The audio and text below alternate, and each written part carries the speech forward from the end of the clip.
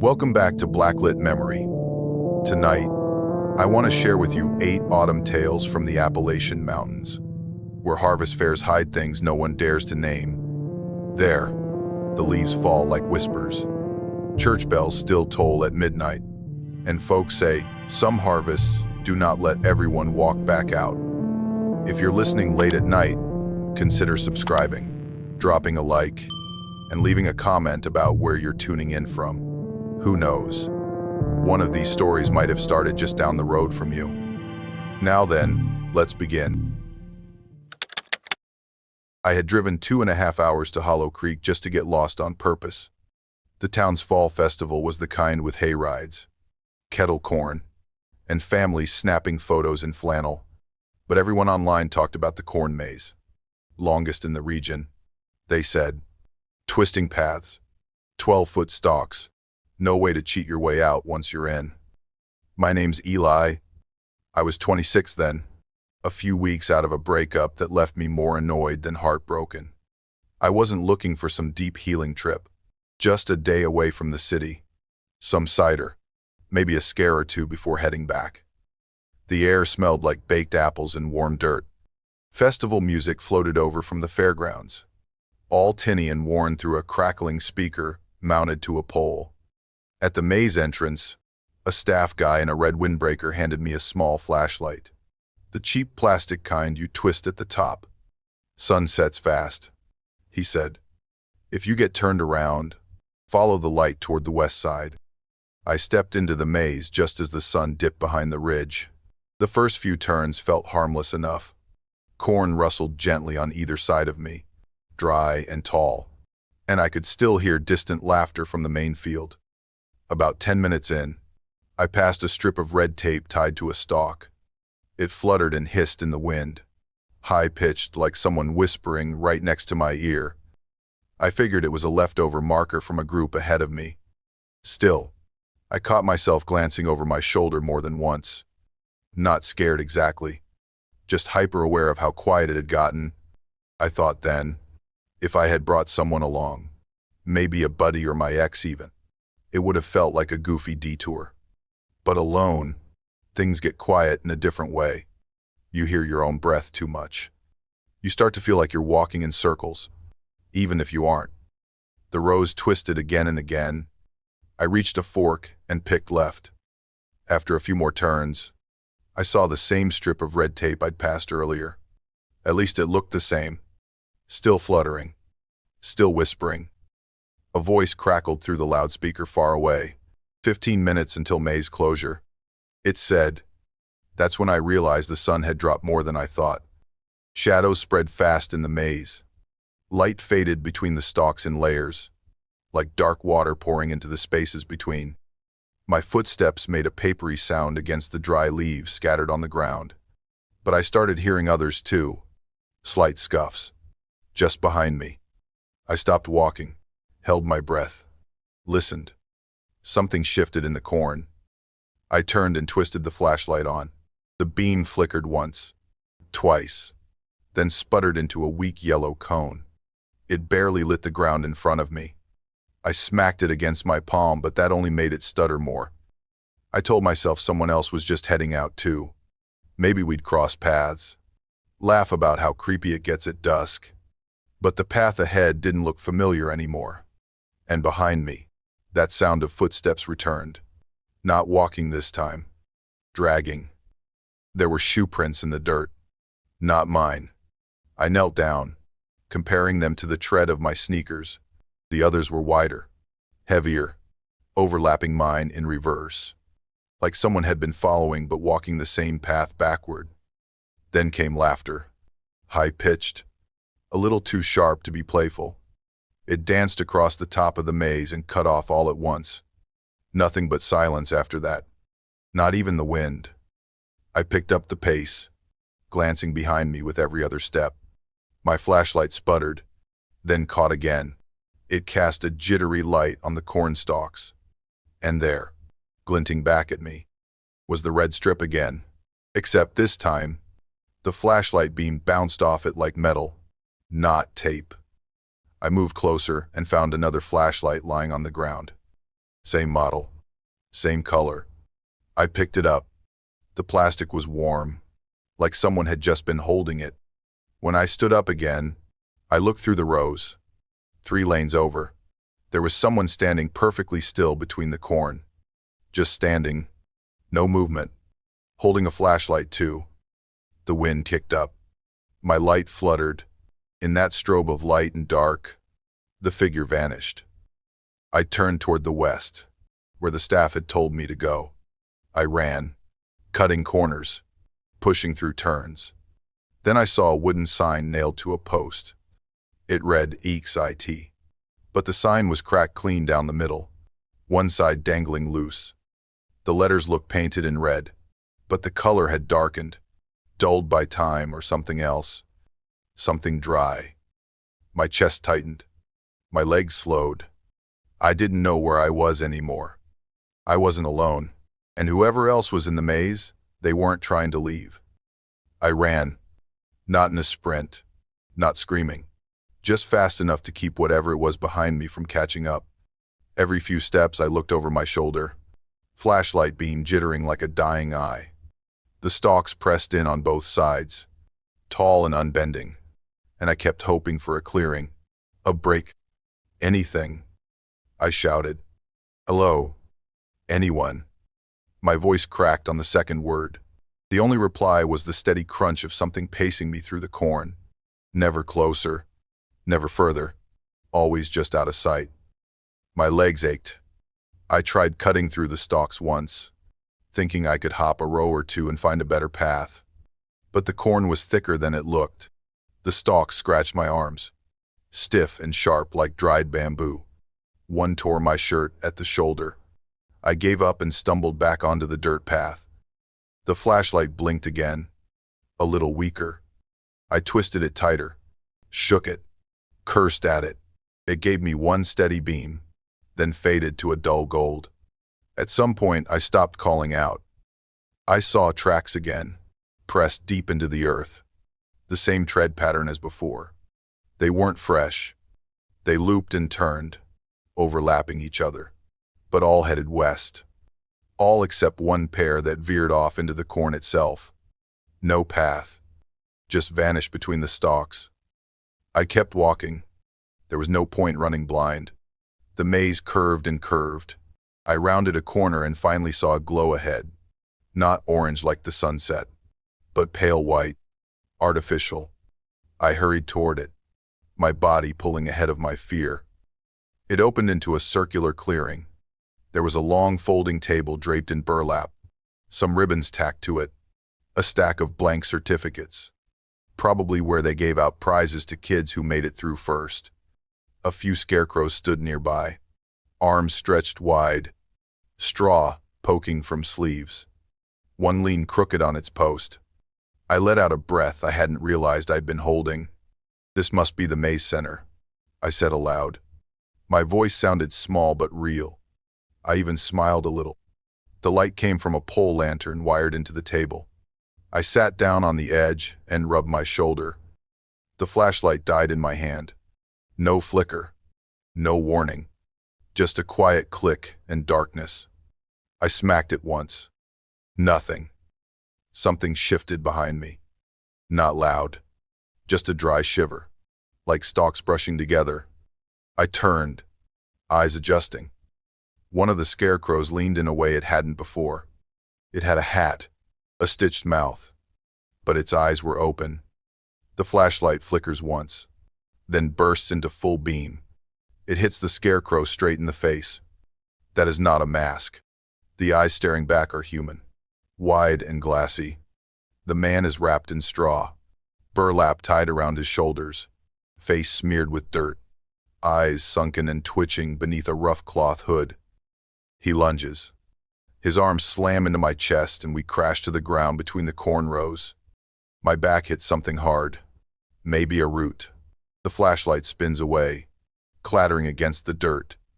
I feel straw scraping my neck. The press of his body, his breath hot and sour against my jaw. His fingers clamp around my wrist. I twist, kicking at his shin, but he's heavier than he looks. He lets out a low growl, not loud, more like a noise made through gritted teeth. I claw at the ground, searching for anything, and my hand closes around something thick. A post, one of the wooden sign stakes, half buried at the base of a cornstalk. I swing it, not clean. It hits the side of his neck, slides down, and sinks into his shoulder. He screams, shrill and cracked, and jerks back. I scramble to my feet, hand burning from the grip he left behind. His blood is on my sleeve. Warm. Smells like iron and straw. He thrashes once in the dirt, grabbing at the post, still lodged in his shoulder. But I am already running. My side aches.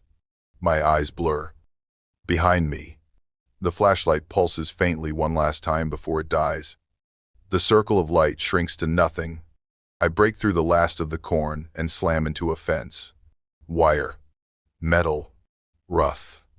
I push through, fall hard on the gravel beyond. Knees skidding, palms raw.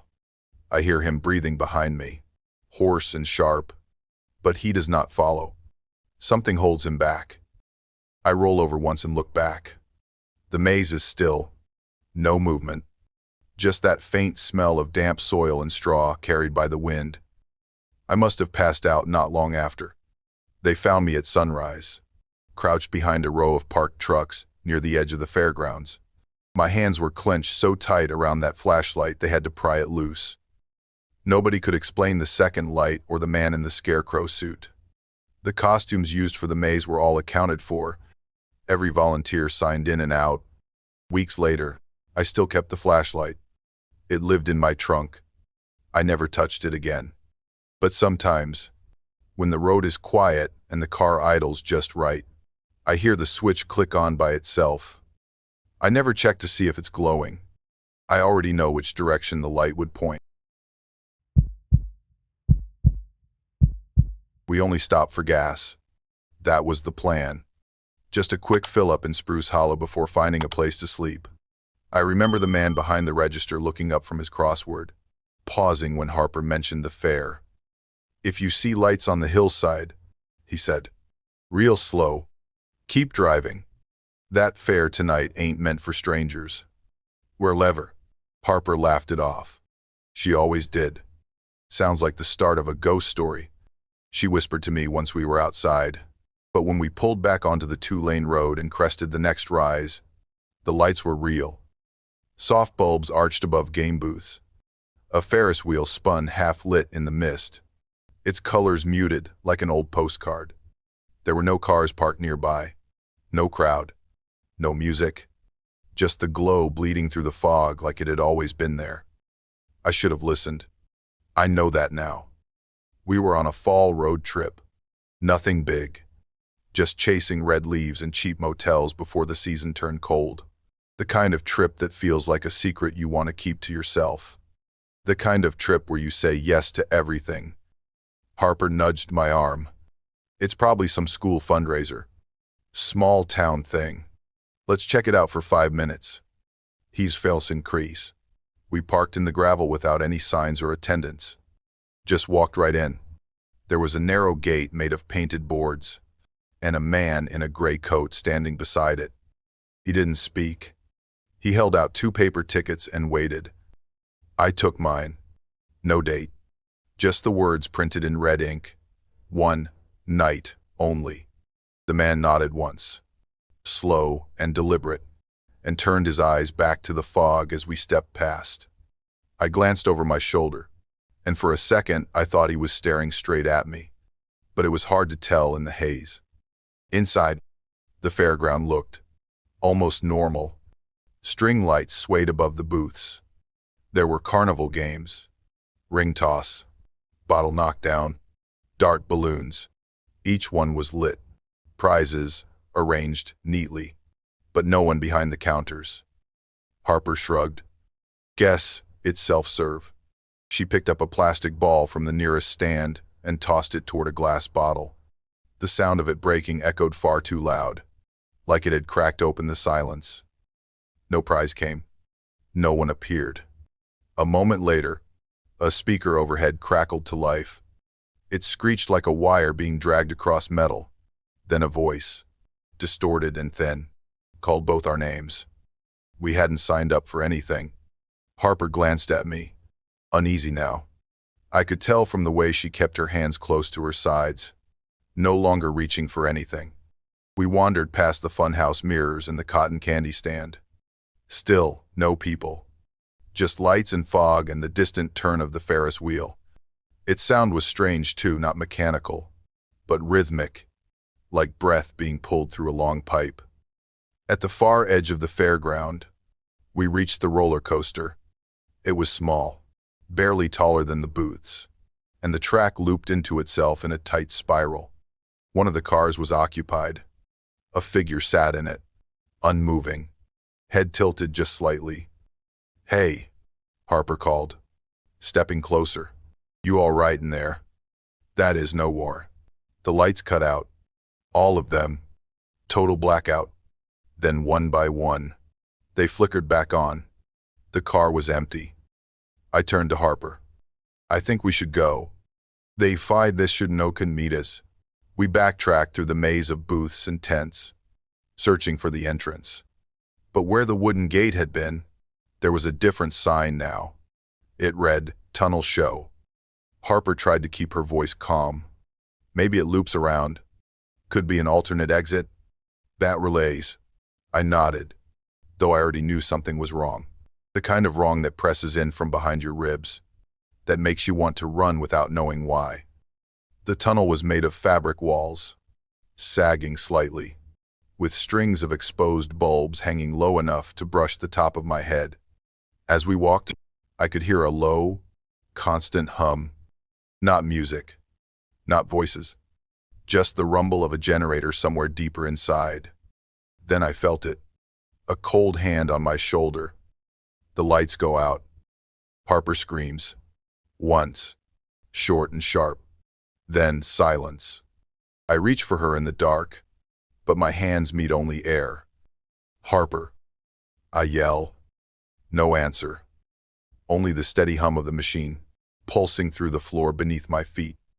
I could not see a thing. My hands reached out in front of me, brushing only fabric and air. I called Harper's name again. Nothing. The tunnel swallowed every sound but the steady drone of machinery somewhere ahead. I followed it, step by step. The floor beneath the tarp was uneven, soft in places, sticky in others. My hand grazed something hanging. It felt like rope at first, but slick and cold, with a faint smell of oil and rust. I pulled out my phone. The flashlight blinked to life, weak but enough to see. All around me, hanging from the tunnel ceiling, were figures made of burlap and twine. Their limbs dangled awkwardly, as if too heavy for their stitching. Some had paper tickets pinned to their chests. I stepped closer. The tickets were all the same size, same red ink. Each one read "one night only," but the one nearest me was different.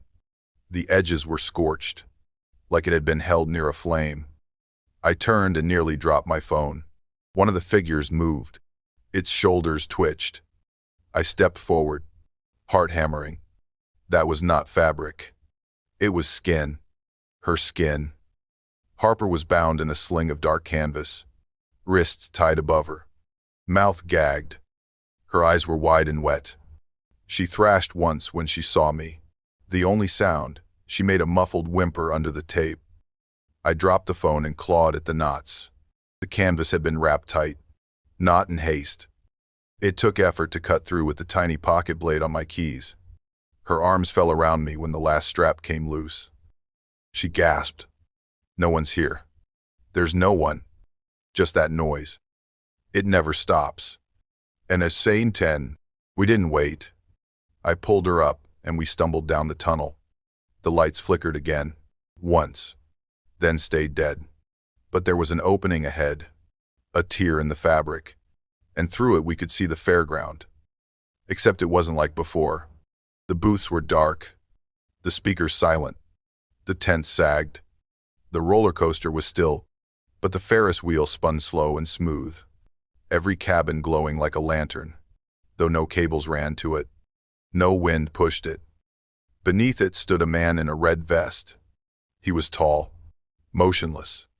I couldn't see his face, but I saw his hand rise, holding a single paper ticket, the same kind. Then he smiled. He never moved toward us, never spoke. But something in me broke open just seeing him there. Harper yanked at my sleeve. Go. Now. And the bot dashin'. We ran down the hill, through the damp grass and gravel, not caring how loud our steps were. Behind us, the country music started again. But there were no speakers. No sound system. Just the air itself humming with old tunes and burnt sugar. The next morning we sat in a diner 30 miles away. Neither of us spoke until our coffee went cold. I asked the waitress if she'd ever heard of a traveling fair in Spruce Hollow. She blinked. The one down by the old mine lot. That place has been empty 10 years. This is in Dester Deference, in Like, but there was a carnival. I said, last night, Ferris wheel and all. Then creed it. She frowned. Last time there was a fair down there was in 2011. That wheel collapsed. Killed 3 people. Is in the manus that had another was, intense things in marning, is in never for better. Later, I checked the breast pocket of my jacket. The ticket was still there. But now it read, Admit 1. Octi. 15. 2011. I burned it that night behind the motel.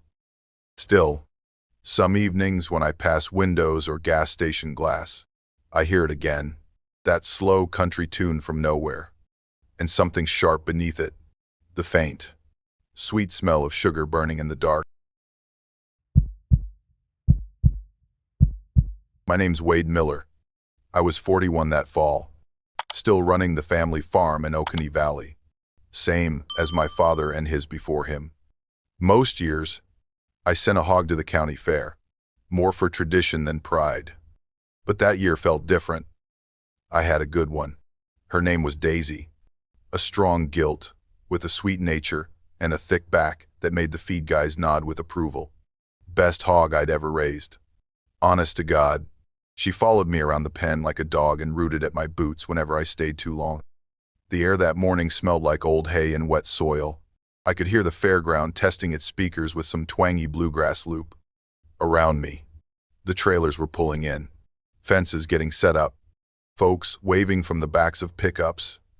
I was sweating through my collar before noon and still had half the feed sacks to carry in. While cleaning the pen before transport, I noticed a line on Daisy's neck. Thin, sharp, not deep enough to bleed, but too clean to be from the fencing. My first thought was she scraped it trying to reach the trough. But the angle was wrong. It looked like someone had tested a blade on her. I remember standing there, one hand on the gate, staring at that mark. Something settled low in my gut. Not quite fear. Not yet. But a shift. A quiet warning. I used to believe in fairness at the fair. That effort and care would count for something. But that season, I learned real quick that people only smile when you fall. We got to the grounds by mid-afternoon. I backed the trailer into spot number 12, close to the far end of the livestock lane. Folks nodded as I passed.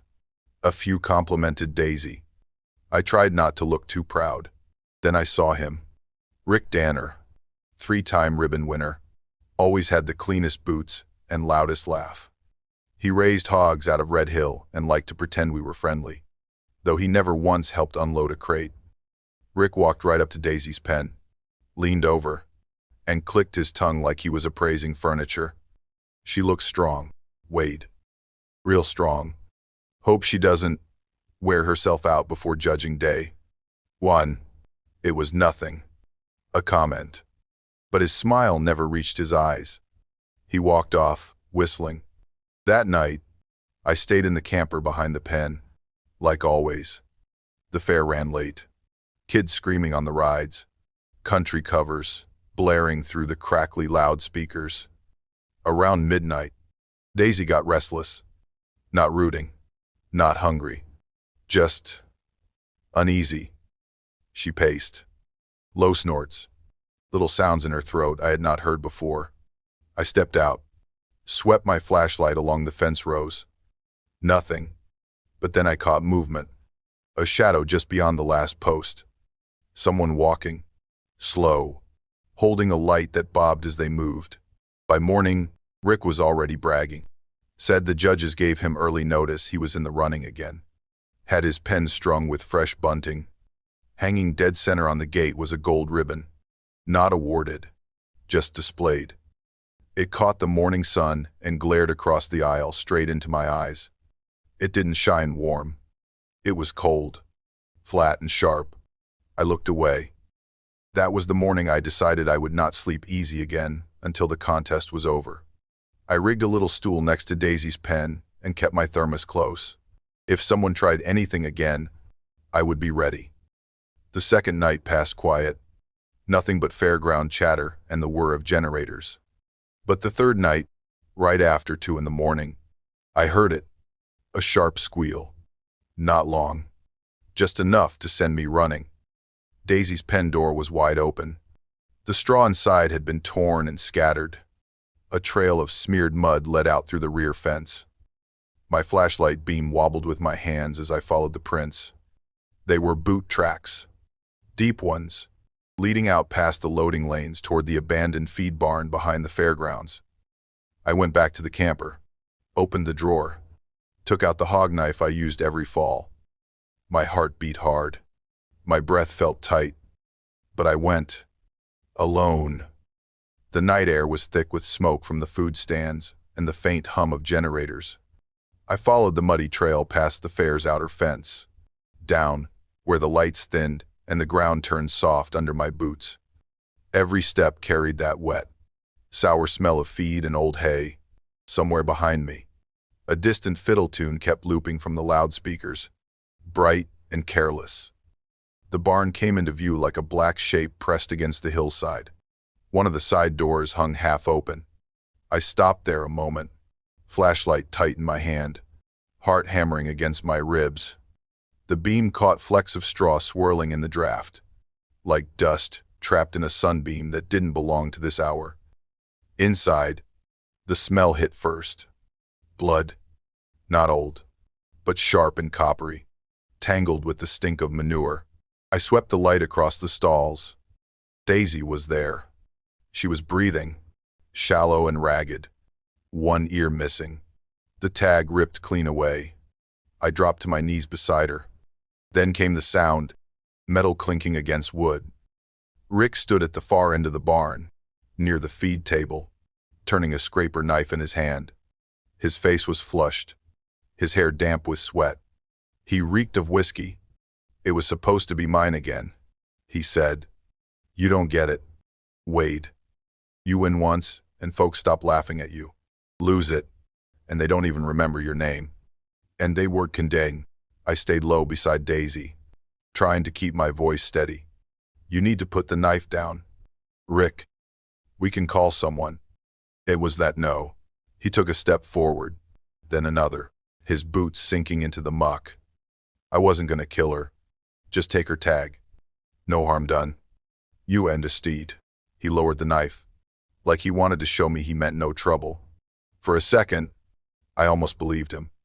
The flashlight trembled in my grip, and I thought maybe this could end right here. But the silence dragged on. The only sound was Daisy's shallow breath. Rick's hand twitched. His eyes changed. They'll say you came after me, he muttered. Everyone knows you drink. Their watching was critting together. He lunges. I barely register it before we collide. His shoulder slams into my chest and we both hit the dirt hard. The knife flashes somewhere between us. I grab for his wrist, and the blade scrapes my arm before clattering away into the straw. We roll, fists in mud and grunts mixing with the squeal of metal buckets knocked aside. He's stronger. Years of hauling feed and slop have made him thick through the shoulders. He presses his knee into my ribs, breath sour with liquor. I grab a handful of straw, then dirt, anything, and shove it toward his face. It buys me a second. The world narrows to heat and noise. Then my hand finds something solid, The edge of a shovel, leaning against the wall. I swing. Not hard enough to kill, just to stop him. The metal hits with a sound that turns my stomach. Rick goes down. Face slack. Breathing uneven, but still alive. I crawl back to Daisy. Chest heaving. I take off my coat and press it to the wound on her side, whispering to her the way my wife used to when one of the animals got hurt. "You're all right, girl. You're all right." This leaves that. We stumble out together. Her weight leaning against me as far as she'll go. The fair is still alive in the distance. Lights bright and cheerful. Music still playing. No one hears me shouting. No one sees the blood on my sleeves. "They called it an accident," said Rick. Slipped. Maybe got spooked by the animals. He lived, though the doctor said the head blow made him forget most of that night. I didn't correct them. Daisy survived too. She healed. But something changed in her after that. Wouldn't eat from the trough unless I stood nearby.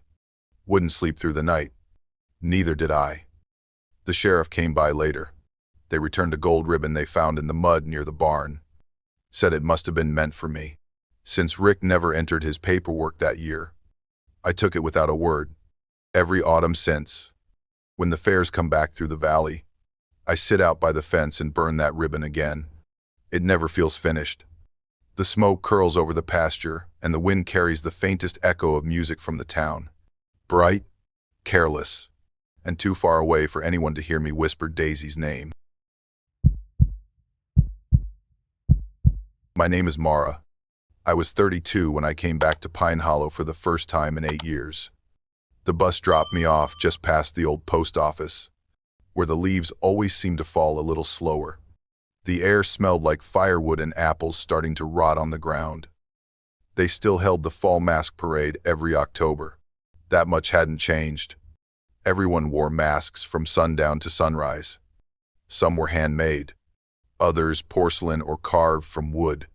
All painted in those strange patterns Pine Hollow seemed to love.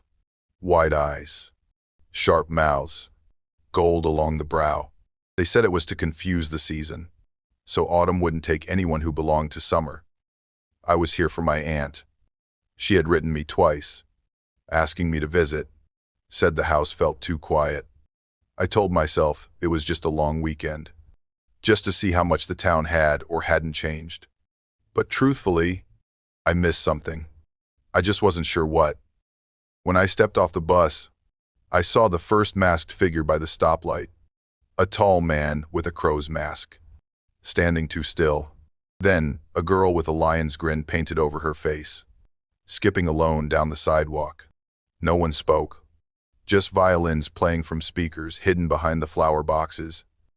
At the market, I bought my mask. Pale porcelain, painted in deep burgundy swirls. One cheek already cracked, like it had been dropped once and glued back. The shopkeeper didn't offer a bag, just nodded and handed it to me gently, like it already knew my face. Later, walking through the square, I stopped. Someone passed me in the crowd wearing the exact same mask. Same color, same crack. The paint along the jawline chipped in the same way.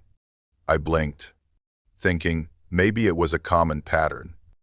Then they turned, not toward me, just enough for the light to catch the cheek. The crack looked fresh, still flaking at the edges. If one day you see your own face in a crowd, turn away. Do not look for too long. Some things become real only when you stare too hard. The sun dipped behind the ridge. Torches lit around the square. The parade began with slow drumming. Dancers in deer, antler masks, stepping through smoke and dust. I joined the edge of the crowd, searching for my aunt. I hadn't seen her since I arrived. Instead, I kept spotting that other mask. Mine. Always just ahead, near the bakery, then across from the school steps. The same tilt of the head. Same stillness. I followed once. The figure turned a corner and was gone. But I heard a voice, not loud, not angry, just soft, familiar. No one removes their mask before sunrise. If you want to do that now, later. I found one of the town deputies leaning against a truck, I told him someone might be imitating my mask. He laughed and shook his head. That's the beauty of it. Miss. Everyone looks like everyone. That's the point. Eh? I stopped searching after that. Maybe it was someone else. Maybe the crack on my mask wasn't unique after all. But when I checked it again in the shop window reflection, there was a second fracture. New. Along the edge of the mouth. I touched it lightly. It felt like it had always been there. The drums grew softer as the parade turned toward the old part of town. Torches flickered in the wind, throwing orange shadows over the pavement. My feet carried me after them before I even decided to follow. I realized, almost too late, that we were walking past my parents' burned house. The house looked smaller than I remembered. Just a shell now. Our roof caved in. Porch, eaten by weeds. Someone had hung paper lanterns on the gate, like it was another part of the festival. But the air there felt heavy, slow, colder than the rest of the street. That was when I saw her again, the one with my mask. She stopped right in front of the old house, turned, and I could tell she was smiling beneath the porcelain. The crack on her cheek was the same, every line identical. Then she stepped through the open doorway. I followed before I could think. The crowd moved on without me. The sound of drums faded behind. Inside the house, the floorboards creaked under my boots, thick with ash that smelled faintly of wet smoke. My flashlight cut through the dark, catching old wallpaper curled at the corners. Something shifted in the next room. I turned toward it. That was when a hand, cold and gloved, it caught my throat from behind. I fell forward hard, catching myself on the floor. The flashlight rolled away and hit the wall. Its beam flashed once across the empty space. No one there. Just dust and burnt wood. The house was still. Too still. I reached for my mask. It had fallen, cracked clean in half. I picked up one piece and held it to my face out of reflex. Half my reflection stared back in a broken shard of the window. I looked wrong. Pale. Hollow-eyed. The mouth stiff. I put the mask back on anyway. The silence stretched. Then I heard my own voice echoing from the next room. "Who's there?" He said. It was exact. Same tone. Same pause. I swallowed hard and answered, "Who's there?"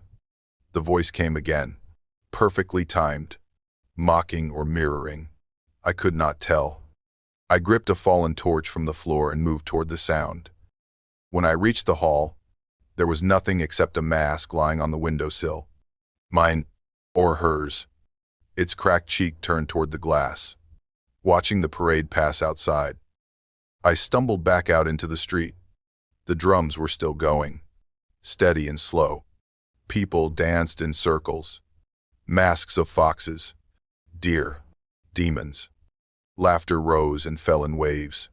For a moment, it all felt almost normal again. I found myself smiling under the half-mask, thinking maybe I was just tired. A man in a fox mask handed me a cup of cider. "Drink," he said. "By morning, you'll forget everything strange." His voice was gentle, familiar. I drank. The warmth spread through me, soft and dizzy. The music felt lighter. I started to believe it would all fade by sunrise. The torches dim. One by one they go dark, leaving the street in gray firelight.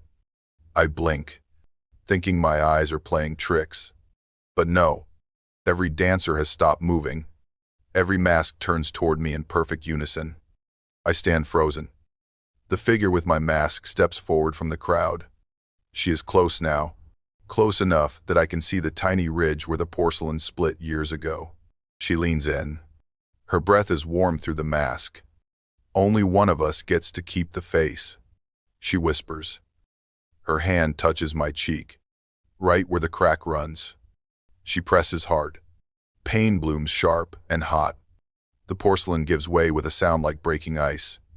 I scream, or maybe she does. The noise fills the whole street. I run.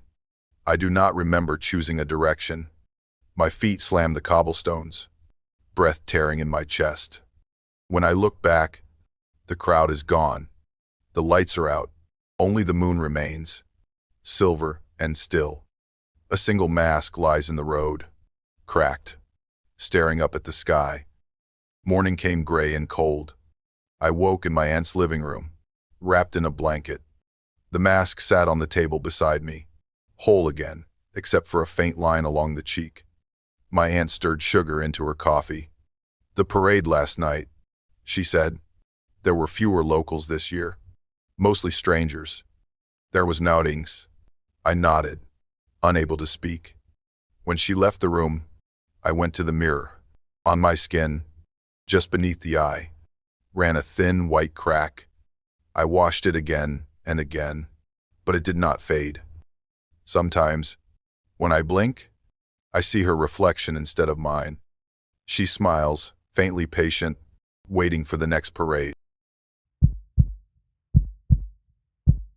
My name is Jacob, and I was 45 when they brought the fair back for one last night. 15 years earlier, I worked maintenance at the Harvest Fairgrounds.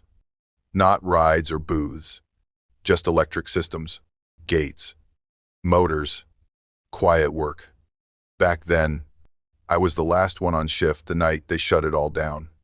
I remember cutting the power to the carousel just before midnight. That should have been the end of it. The town sold the land after years of letting it rot.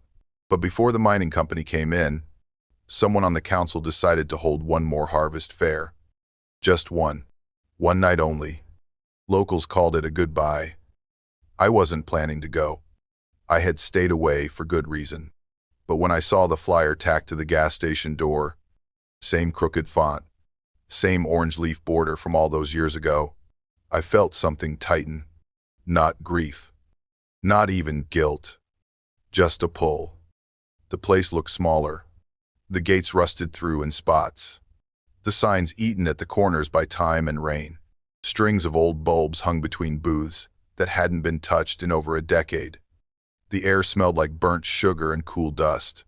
And someone had wired in a speaker that kept looping the same warped fiddle tune. I wandered past the popcorn stand, past the old prize ring and the broken Ferris wheel. Then I saw it. The carousel. Its paint had faded, but the horses still stood in neat circles. I stepped closer, and one of them, a white mare with gold trim, turned slightly, just a few inches. A slow, creaking pivot. There was no electricity running to it. I checked, followed the cables back to the junction box behind the booth. The switch was off. Nothing should have moved. But when I turned around again, the horse had shifted a little more. Its head angled like it was listening. I told myself it was wind, or maybe the gears were stuck just loose enough to turn under pressure. Still, I stayed longer than I meant to, just watching it. I thought I should have left right then. I told myself I had nothing to prove. But when I heard they were opening the generator shed again, the same one I locked up that final night, I decided to take a look. A little girl stopped me by the popcorn stand, maybe 6 or 7, wearing a scarf too big for her face. She tugged on my jacket. "You're the man who watches the horses," she said. "Mama said you forgot to turn off the lights last time." As it and quitting the narkins, I blinked. "Who's your mama?" "Ride not you." But she was already gone, slipping into the crowd. I walked the grounds with a slow step, trying to place what felt wrong. The booths looked too clean, the gravel too familiar. Near the carousel, I found the patch where the fire had scorched the dirt. You could still see the black curve of it. No one else seemed to notice. I pushed open the door to the generator shed. The same stale smell of oil and dust came rolling out. I checked the breakers. They were up. On. They should not have been. That was when the carousel lights flickered on. Not all at once. One bulb. Then another. Chasing the ring like sparks catching dry grass. I saw a shadow on the saddle of the led horse. Not a person, just a shape. The horse turned again. I heard the gears strain. It sounded like breath. I backed away from the generator shed and headed for the main field. People milled about, but it felt thin, like a crowd remembered. Not real. The music still played through the old speakers, but I could not find where it was coming from. Every time I turned a corner, it moved further away. I looked for the fair manager, for anyone who looked in charge, but the tents were empty, the booths unmanned. Even the food cart sat still. Grease trays, cold. I started to feel the way I had years ago, during cleanup after the final night, like I was the last one left awake in a place no one wanted anymore. Then I heard it. Footsteps, walking in time with mine. Same pace, same crunch in the gravel. I turned. No one. But when I moved again, the sound followed. I made my way back toward the carousel. One of the horses, the same white mare, had a new crack along its jaw. Its paint had chipped where the flames had licked it all those years ago. As I watched, a small piece of its leg fell away, revealing the black steel frame beneath. I sat on a bench near the ride and pulled out a cigarette. The flame from my lighter felt too bright against the cool air. Everything went still. Just for a moment, it felt like nothing was wrong. Like I could pretend it was just memory, playing tricks. A voice came through the speaker above me, rough and low. The same song from back then, but slower. I almost smiled. Maybe the fair just wanted to say goodbye. I whispered. The lights go out. The music cuts mid-note. The carousel slows to a halt. No wind. No noise. Just the sound of my own breath.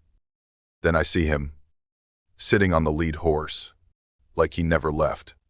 Same uniform shirt I used to wear. Same oil-stained cap. He looks older now. Not by time. By wear. He leans forward slightly. Turn it off, Jacob, he says. This time, turn it off, before it catches again. And for rapper, I stand. My flashlight shakes in my hand. I walk back toward the junction box, every step harder than the last. Then something presses against my shoulder. A hand. Warm. Heavy. It holds me still. Children laugh. Not loud, but close. Just behind my ears. I spin around. No one. The light from the carousel flashes once. Too bright. Too fast. I smell smoke. I throw the breaker. The sound cuts. The lights die. All at once. When the smoke clears, the carousel is still. The horse is silent. One wire dangles, blackened at the end, curling in the breeze. In the morning, the fire chief called it a short, said the wiring was old. Lucky it caught early. No damage worth writing up. I sat by the fence while they packed up the tents. In my hand was a piece of charred wood, curved just slightly, like the back of a painted horse. The girl passed me again, the one with the scarf. She asked, "Did you turn the lights off this time?" It's self-fing. They know now and then knew. I did, I said. She walked on. But I swear, when the wind picks up just right, I still hear the carousel turn. One last horse, spinning for no one. My daddy always said, never use water from Cold Run in your cider. Not even a drop. That was the first thing I heard that morning, just before we started pressing. He said it like a fact, not a warning, like something baked too long into memory to question. I'm Lila Grant, 34. Every fall, I help my father enter the cider competition at the Harvest Festival. Same old barn, same wood press, same creaky wheels and stained barrels. We never won, but we never stopped trying. I think it was less about prizes and more about proving we still belonged in this town. The scent of crushed apples mixed with cold iron and old sweat. That barn had a smell no one could scrub out. Pressing season meant early mornings, sticky hands, and stories my father only told when the press was creaking loud enough to cover emotion. The Grants had been making cider long before I was born, and longer still, before Tom Rigsby and his electric contraptions showed up. He won every year, like it was expected. Always had the money for new gear. A better booth. Fancier labels. My father hated him in that quiet, root-deep way. Mountain folks hate things that come too easy. We were setting up the press when I found it. A dusty bottle behind the old syrup shelf, hidden between rotted crates. Glass, hand-blown, with lettering etched into the base, Evan Rigsby. The name stopped me cold. Evan had been Tom's older brother, drowned in Cold Run a decade back. Slipped off the edge one fall night. Or so, the paper said. I turned the bottle over in my hands. The cider inside had turned cloudy. There were bubbles clinging to the glass like something had just started to ferment all over again. I called out to my father. He came slower than usual, saw the name and froze. Put that back, he said. Let the dead stay quiet. This we have. We said no more about it. Festival morning brought the usual smells of fried dough, wet leaves, and smoke drifting from the corncob fires near the judge's tent. Tom pulled up with his fancy trailer rig and a brand new apple grinder that purred like a lawnmower. He flashed that same rehearsed smile. Heard y'all still using the hand crank. Brave. In walking with a separate, my father just grunted. Old apples like old tools, he said. I took the first shift pouring, keeping our blend steady. Sweet, tart, deep red from a mix of heirlooms we had grown ourselves. When no one watched, I slipped into the barn to check the barrels again. The air was wrong. Sour. A sharp bite under the apple scent. I leaned close to the big barrel we had sealed the night before and saw the lid slightly shifted. Not enough for air to spoil it, but enough to make me frown. Then I saw him, or someone. Behind the stacked crates, a figure moved. Tall, barefoot, wearing a brown jacket like work clothes left too long in the river. I stepped forward. The lights flickered. By the time I got there, no one was left. Back at the press table, the bottle marked Evan Rigsby was sitting on top of our crate. I had not brought it there. I picked it up again. The liquid was darker now, and foaming faintly around the cork.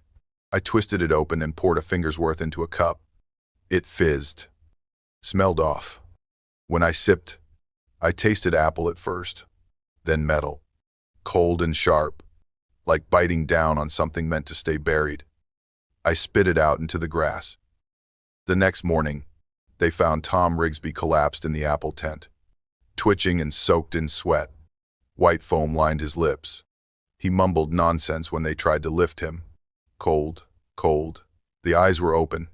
The medics called it poisoning. Maybe bad cider. Maybe sabotage. I stayed silent. When I returned to our booth, the Evan Rigsby bottle was sitting front and center on the judging table. I had locked it in the barn. No one had the key. The speaker crackled to life. Entry 14. Grant Family Cider. Please submit your bottle. There needed not das. I looked at my father. He was already holding it. I tried to stop him. My hand reached for the bottle, but he only gave me that look. The same one he used to give the year Mama left. The look that meant I've already decided. He carried the bottle to the judge's table like it was something sacred, something he had been waiting to deliver for years. The first judge sniffed it. The second poured a little and took a polite sip. The moment the liquid touched the air, I smelled it. That same sharp metal scent, faint but cutting. I watched their faces twist. Confusion at first, then discomfort. One muttered that it was spoiled. Another coughed and waved a hand. Before anyone said a word, my father took my arm and pulled me away. Leave it, he said. Some debts take too long to clear. Let it rest. It's would or no.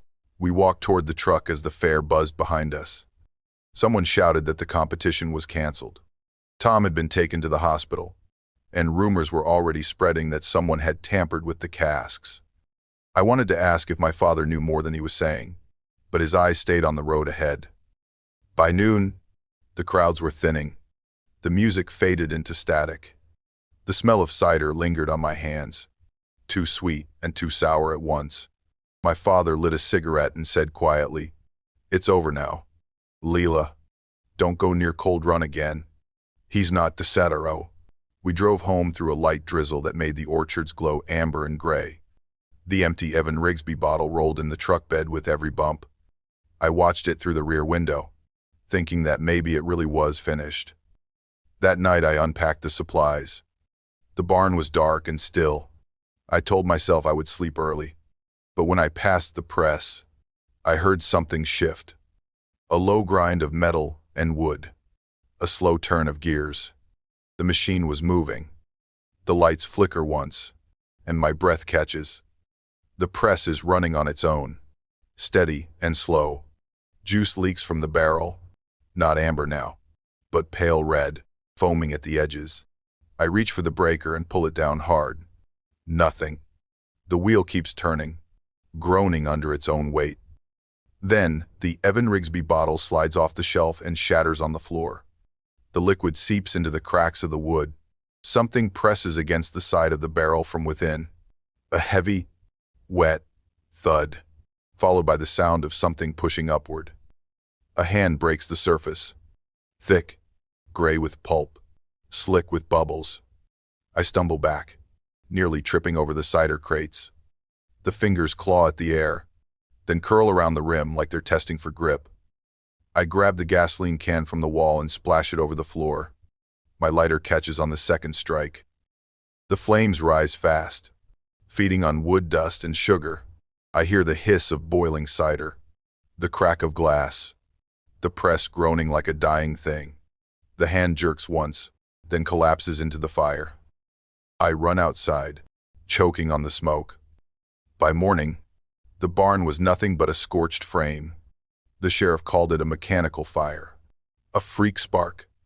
No one asked about the bottle. No one mentioned the Rigsbys again. My father said nothing for days. Then one evening, he handed me a bag of apples and told me to take them to market. Said we would start fresh next season. Months passed. The festival came and went again, quieter than before. I started working the produce stand in town. Everything felt ordinary, until I caught the scent of cider in the air one morning, that same metallic sweetness. The sound of grinding wheels followed me for half a second, faint but close. I froze. It was gone before I could be sure. Still, sometimes at night, when the wind shifts, I swear I hear it again. The slow, aching turn of the press, creaking through the dark, and just under it, a whisper that tastes like apples and river water. One more press. Just one more. In Pine Hollow, there was one rule everyone knew. When the harvest bonfire was lit, no one left the circle until the straw burned down to ash. It was a tradition, a story wrapped in smoke and old guilt, passed down like a family secret no one ever dared rewrite. I had not planned on coming back. But Josh messaged me the week before. "One more bonfire," he wrote. "Come home." So, I did. My name is Becca, 28 years old, born and raised in this valley. The kind of place where your name sticks to your family longer than it does to you. I had not been back since I was 20. Since before Mason stopped speaking to both of us. Since before we all promised never to talk about what happened that night in the ridge clearing. There were 3 of us then. Me, Josh, and Mason. One fire, one mistake, and a man named Jacob Moore who never walked back down the trail. Now here we were, standing side by side again like nothing had ever cracked between us. The town square smelled of damp straw and old cider. Someone played guitar near the fire pit. The pile of unlit straw stood taller than I remembered. Josh handed me a bundle. "Your turn," he said. "You always started the flame best." Backs. I hesitated, then stepped toward the fire mound. As I leaned forward, something shifted in my jacket pocket. A soft clink. I reached in and pulled it out. A silver lighter I did not recognize. The initials, J.M., were etched into one side. My hands froze. I had not touched that name in years. I looked at Josh, but he just nodded toward the straw. "Go on," he said. "It's already burning behind us." Thing 0. I threw the bundle in. Flame caught fast. The crowd around the circle cheered as the bonfire came to life, rising in a gust that blew hot air across my face. I tucked the lighter into my jeans without thinking. Smoke rolled upward, thick and sweet, with that scent of wet straw catching too fast. I turned to speak to Mason, but he was already staring into the blaze like he saw something I didn't. His jaw was tight, pale in the firelight. Then the smoke shifted, heavy, blackened. For a second, I saw someone in the flame, a man in an old jacket, standing upright where the straw should have been, one arm at his side, one eye catching the firelight, unmoving. I blinked. He was gone. "Did you see that?" I whispered.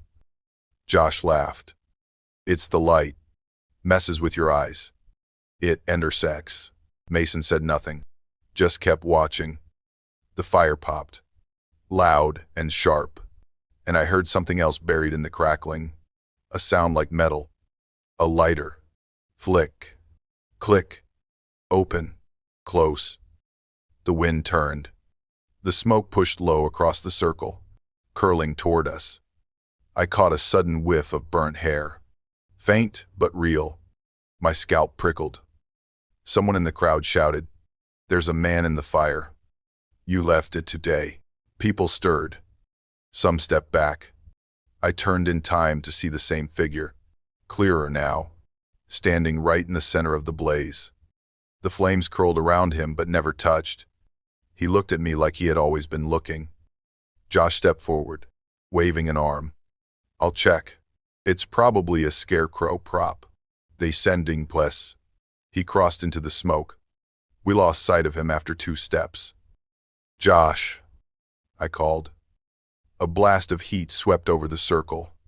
The fire roared higher, pushing the crowd into silence. Somewhere within it, I heard a thud. Something fell. "Josh," I shouted again. Only my own voice echoed back, thin and hollow, swallowed by smoke. I stepped forward without thinking. The heat hit me like a wall, thick and hungry. Mason grabbed my arm. "Becca." "No." But the fire had already opened a path, a sudden gust pulling smoke away just enough to see what waited inside. Josh lay crumpled in the ashes, clothes singed and steaming, but not burning. His arm twitched. Next to him, half buried in blackened straw, was the silver lighter. The lid hung open. A blue flame still flickered from its mouth, cold and steady like it had never touched wind. I reached for Josh, but something grabbed my shoulder. A hand. Hot. Heavy. It pressed down. Not hard, just enough to stop me. Then a voice, low and cracked, hissed beside my ear. "Who will put it out this time? Is his way?" I spun around. No one. Just a shape in the smoke that curled into a man, then unraveled into ash. The lighter clicked shut on its own. The blue flame vanished. The fire roared back to life, rising higher than before. I screamed for Mason. He was stumbling away, hands over his face, coughing from the ash that blew into his eyes. Around us, people started to panic. Someone pushed. Someone else screamed. The fire leapt outward, catching the outer ring of straw. We ran. I grabbed Mason by the jacket and pulled. Our boots slipped in wet grass as the fire chased behind, popping and hissing like something alive. I heard the lighter again, not behind us, but above, carried on the wind. That same tack, tack, tack. We reached the edge of the field and vaulted the old wooden fence, fell hard into the ditch beyond. My chest burned. My throat clawed for air. Mason was shaking beside me, staring wide-eyed at the fire behind us. And in the center of it all, still untouched by flame or fear, stood the figure. Not moving, not burning, just watching. They called it a wind shift. Said dry straw caught faster than expected. A freak spread. but no one could explain the missing boy. Josh was never found. The next morning, I walked through the ashes while the fire crew packed their gear.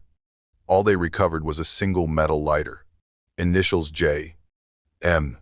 Carved, shallow but clear. The lid was closed tight. I said nothing.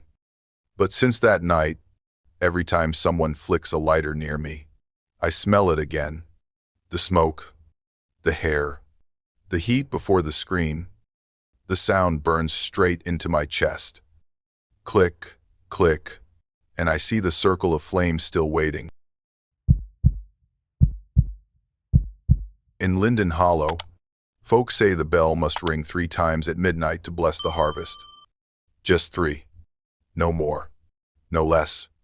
Anything else, and the season won't settle right. I was the bell ringer for 40 years. Name's Ellis. I was 60 by the last autumn I climbed that hill. My back knew every board of the chapel floor, every knot in the rope. But that year, I missed one pull, and the pastor never woke again. No one blamed me. Not out loud. But the way people looked, quiet, long, not quite meeting my eye, I knew. He had been a good man, kind to the end. That last fall, I was the only one who heard the bell ring twice, and the silence that followed. I told myself I'd quit. I even packed once. But the chapel was old, and no one else wanted the job. Someone still had to ring it. And besides, the rope had not stopped moving. Even with no wind, it swayed. Not much. Just enough to catch your eye if you stood still long enough. It was frayed now, and gray, and left fine fibers on your hands when you pulled it. Maybe I should have left. Really left. But then, I would not have heard what came next. The new man came a week before the harvest ceremony. Said he was a substitute from the synod. Young, sober, all coat and collar, but with none of the warmth the old pastor had carried. He came to my door that morning and said, "Tonight, just ring it twice. I'll handle the third." Then he walked off before I could ask why. I spent the afternoon oiling the wood steps, checking the hinges, folding the white cloths, things the congregation never noticed but always felt when done wrong. I stood outside before sunset. The sky was bruised purple over the ridge. The chapel cast a long shadow down the slope. I felt it in my chest. That low hum that only came on this night. Inside, everything was ready. The pews were dusted, the altar cloths straight, but the rope already hung low, swinging just barely. I placed my hand on it and felt it twitch. Not pull. Twitch, like someone was already holding the other end. The clock struck 11:55. I waited until the first bell. Pulled. One long ring. It echoed far over the valley. A deep sound, full in the bones. As the rope settled, I stepped back, but the bell chimed again. Not from me. A second strike came on its own. I swallowed, reached out again, pulled. The third should have come from the man below. But before I could listen, I noticed something slick on my hand. Blood. A fresh line on my palm, like a cut from a nail. I looked up. The rope was still swinging, stronger now. It moved like someone was climbing with it. I went up. I had not climbed that ladder in 10 years. The tower door stood half open. Cold air moved through the beams like breath. There, in the dark, hung the old pastor's cloak, still shaped to shoulders, still swaying, not hanging limp. It moved like it remembered how to stand. I reached for the bell itself. It rang on contact, a single booming strike that knocked me back onto the floorboards. As I lay there, the tower whisper filled my ear. Third one. Don't forget this time. Yuming, my hap. When I opened my eyes, I was still on the tower floor. Dust floated in thin ribbons through the dark, catching what little light leaked through the window slats. My hand throbbed where the rope had burned it. The bell hung still now, quiet as stone. I tried the light switch. Nothing. The power had gone out. I stumbled to my feet, legs shaking, and called down the stairs for the new pastor. No answer. Only the faint rumble of thunder somewhere across the valley. A storm was coming. I stepped outside into the chapel yard. The wind had begun to pick up, rattling the gate and shaking the dry branches above the graveyard fence. I shouted again, but no one answered. Not a single light shone from the houses below. Just the mountain breathing cold air against my neck. I thought about going down the hill for help, but then I looked back at the tower and saw it. The rope, still swaying. No wind could move it like that. It moved in rhythm, steady, deliberate. I should have walked away. I should have left it alone. Instead, I went back inside. The climb was slower this time. My knees ached on each step, the wood groaning beneath me. I could feel something following. Not footsteps, not sound. Only the weight in the air shifting as I moved.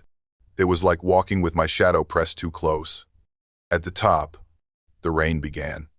Fat drops striking the roof like pebbles. I set the lantern on the floor and sat beside it. "You're being foolish, Ellis," I said aloud. "It's the wind. It's just the wind." Ashad, he was not a guy for me. Then I heard a flutter. A bird, black and still, sat on the bell frame. It watched me without blinking, feathers slick with rain. I laughed under my breath. "So it's you," I said. "You and the storm. That mad." I almost believed that. I almost did. The rope slipped from the beam and fell neatly into my hand. I stared at it for a long time, feeling the fibers pulse under my fingers, like it was breathing, or waiting. "Just two," I whispered. "That was the rule. And not or one. I pull once." The sound rolls through the storm. Deep, endless, heavy enough to shake the rafters. The bell answers again, on its own, echoing my pull. Then the third strike comes. Not from me. From somewhere above. The sound splits the air. The walls tremble. Plaster dust falls like snow. I look up and see him in the flash of lightning. The pastor, or what's left of him. His face dark and blistered. Eyes pale as glass. His voice is a rasp behind the thunder. "You've done your part. 3 times. We were primes in the uner."